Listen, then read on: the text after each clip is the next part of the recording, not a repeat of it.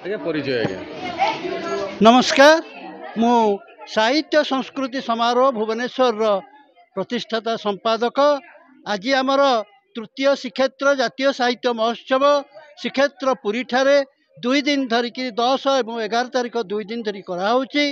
यार आभिमुख्य होउची समस्त भाषार समस्त आंचलिक भाषार समस्त राज्यर कवि मानक आम निमंत्रण करूँ। यथा आसाम आसचंती, वेस्ट बेंगल आसचंती, आंध्र प्रदेश, कर्नाटक, यूपी सबु राज्य आमर कवि मैंने आसी।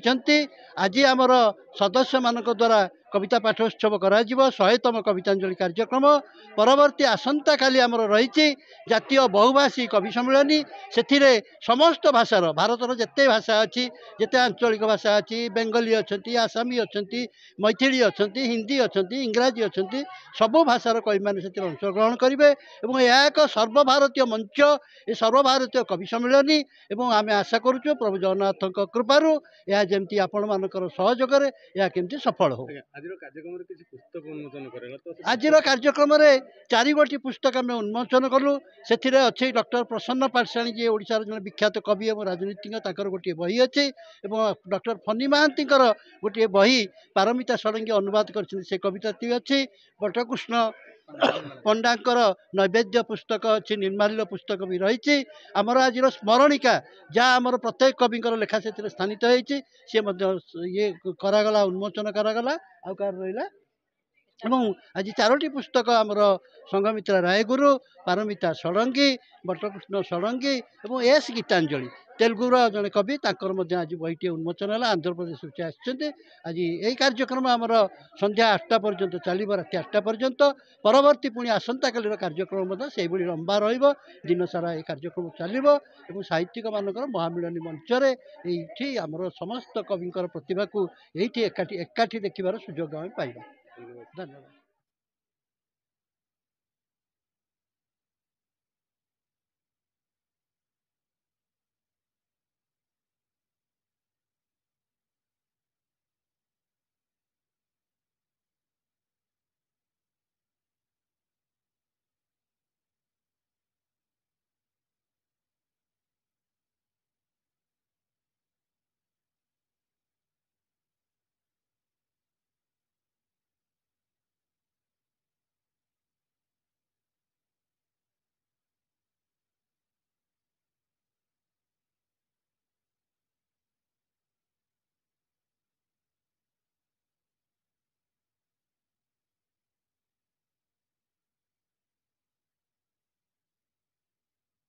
सम्मानित अच्छी बहुत प्रकार कार्यक्रम अच्छी जाऊ प्रणव सार चेष्टा आज सफल है। जय जगन्नाथ। मुझे कौन कह मुझे गोटे कवि हिसाब से पुरीर मुझे बहुत साहाय्य करी आग को काली आहरी भावुची किसी साहाय्य करी एवं आमर ये अनुष्ठान आग को आहरी जाऊ यहाँ मु जगन्नाथ आगे प्रार्थना करुच्ची।